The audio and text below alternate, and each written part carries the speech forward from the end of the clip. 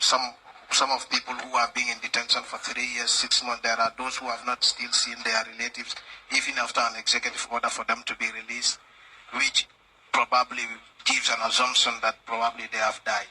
Will there be any form of compensation from your government for victims of the previous regime? Thank you.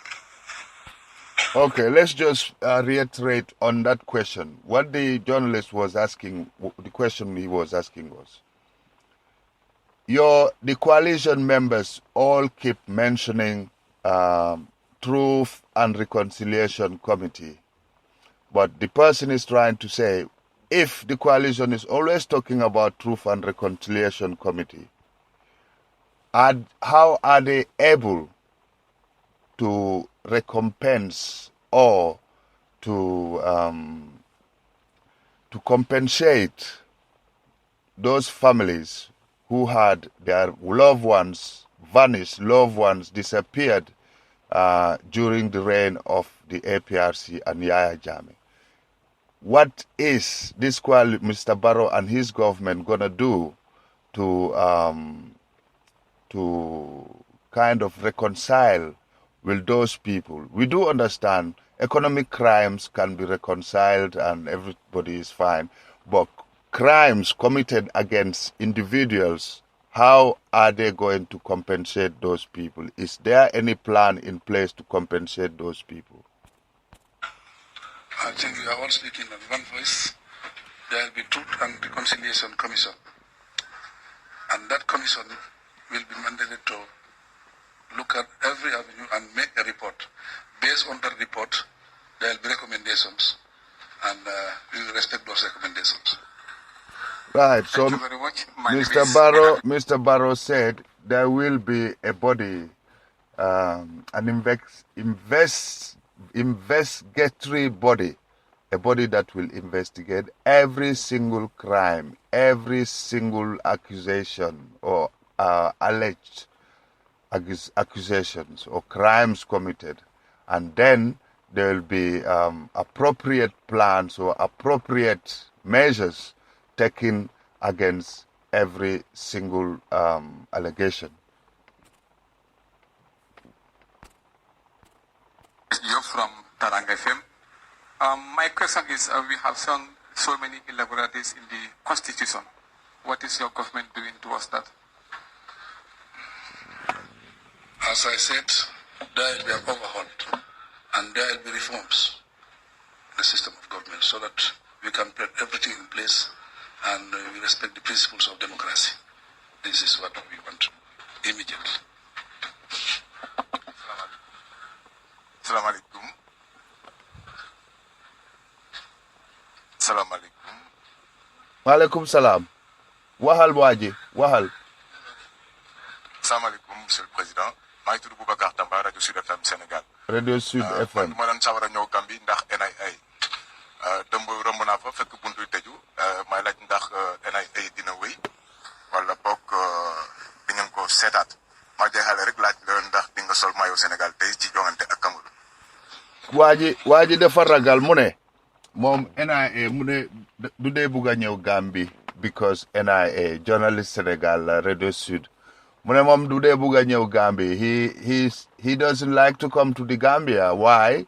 Because of the National Intelligence Agency, NIA. He's scared of the NIA. Suma waji bul ragal bul tit. Why? NIA banxaasi nguur gi la mu nga xam ne moo amee affaire intelligence si dëkk bi fii. banxaas boobu dina nekk banxaas boo xam ne dafay continuer di liggéey waaye na liggéey bi dafay ute te non du ute dañoo def seen liggéey lu nekk seen liggéey lañ war a def pour ñu am beneen tour te seen liggéey tam dafay ute bi yoon dafa am intelligence non loolu lañu intelligence lañ war a def seetaat nañ def réforme si yooyu pour seen liggéey gën a ànd ak luwaat okay Senegal, okay, that's football. Hang on. Mr. Barrow's answer to that, because the Sud FM journalist's question was, he was scared of coming to the Gambia throughout. But when he came this time, the NIA weren't there. So he's asking whether the NIA will carry on doing the job they were doing under Jammeh's government, the same job. And Mr. Barrow's question, meaning basically the NIA was ruthless. They just arrest you simply because they don't like your face, or they don't like what you're saying, or they don't like your camera, or they know you are a journalist, or you're about to take information. So they're paranoid. Their paranoia kind of pushed them into not doing their job properly, because their job basically should be intelligence, as their name describes it. National Intelligence Agency, an agency in charge of the national intelligence. And that intelligence basically is very broad, it's very, very wide area of intelligence. When we say intelligence, is intelligence to protect the country against any invasion or against drug trafficking, armed trafficking, child trafficking, prostitution, unconstitutional or unlawful activities. That's what they should be supervising. And any intelligence that threaten, anything that threatens the security of the country, that's their job. But they don't do that. They do not do that. They just go around and searching for people who are against the government, or who speak bad, or who speak their mind basically, or they are opinionated people with their opinions. Those are the people they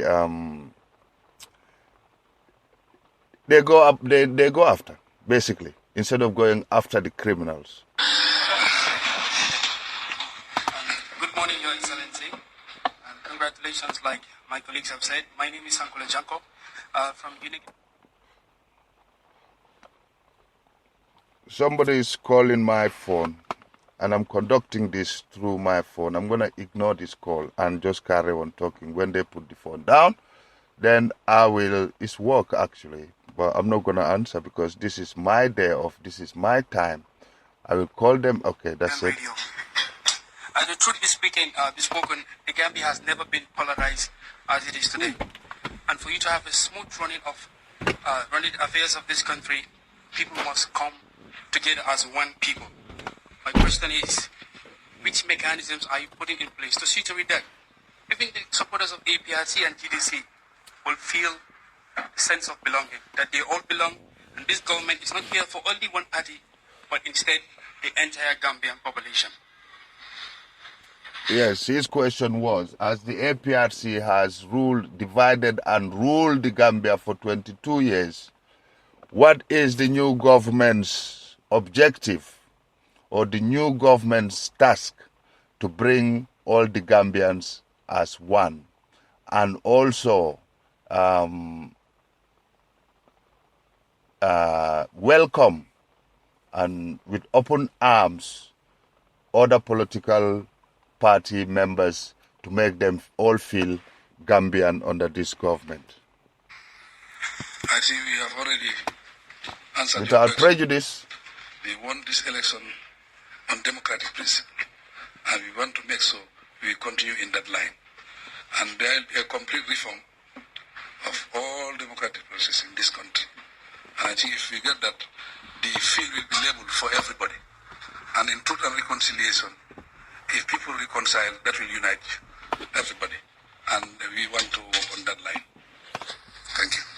Yeah, Truth and Reconciliation. Barrow's answer was the Truth and Reconciliation Committee. Once that's successful, once the Truth and Reconciliation Committee does its job and finalize everything, hopefully the Truth and Reconciliation Committee will bring about peace and forgiveness and understanding between different ethnic groups. I will say this, between different ethnic groups that Jammeh has divided over the years. So I think, as the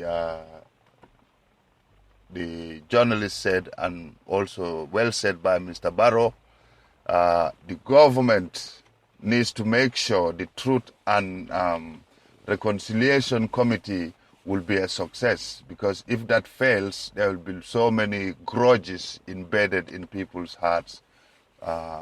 As we all know, Jammeh and his government has divided the Gambia and ruled the Gambia for 22 years. So therefore, Mr. Barrow and his government, they have a handful of reconciliations to do. Good morning, Mr. President.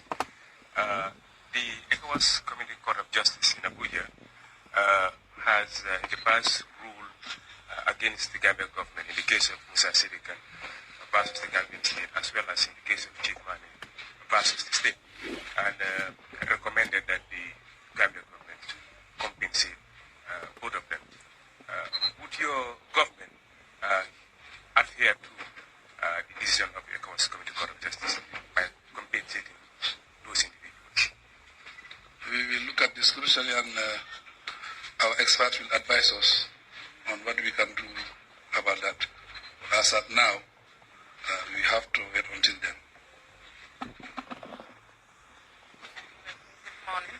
My name is Ajamusapa. I work with Foreign Newspaper. I want to know, because time ago, just a few weeks back, some of our people went to Senegal and be there as refugees. And to my knowledge, in Karong, more than 3,000 people were in Karong. And some of the people in Karang, the residents, they willingly and wholeheartedly gave their compounds to the Gambians for them to stay freely. They cook for them. I want to know whether the Gambian government will compensate them, the Senegalese people. I think it was a goodwill gesture. I don't think anybody is asking for compensation. What the Gambian government did is to try and get them repatriated back to the Gambia. I think that was done. I think about 42,000 people have been repatriated back to the Gambia. I think that's what we have done as at now. I think nobody is asking for compensation. That was a question from a rep from Foreign Newspaper asking His Excellency that the 42,000 Gambians who fled to Senegal during the unrest, and they've been welcomed, they've been helped, accommodated by the Senegalese people. Is this government gonna maybe pay the Senegalese government or give something in return to the Senegalese government for the help and the assistance they've handed to the Gambian people during this hard time? And Mr. President's answer to that was no. As we all know, there's no promise of compensation as such, simply because the two countries are sister countries and the two countries' people are one. So therefore, we'll carry on and continue to be courteous and to be welcoming to each other throughout, which I reckon is true, because if you have every single body in the Gambia has got someone in one way or the other in Senegal, so therefore Gambia and Senegal are one. So my name is Fawara Fofana, serving as a stringer for CNN Banjul. There has been talks of the Gambianization of the judiciary for a long time under the former regime. And then we've seen a lot of our key judicial positions manned by foreigners, Nigerians in particular. What measures have you put in place to make sure that dream is realized, that we have Gambians serving in top judicial functions, given the kind of situation recently experienced here in the wake of this election? You will see a lot of Gambians in the judiciary sector. Right, judiciary. The journalist CNN rep in Banjul question was, the judiciary system for the last 20 or 15 years has been hijacked by foreigners, by Nigerian rogue judges. This person's question was, is this government gonna try and localize and employ local judges, Gambian judges, to take charge of the Gambian legislation? That's what his question was. Let's listen to the president. But if there is need for any technical assistance outside, I think we will welcome that also.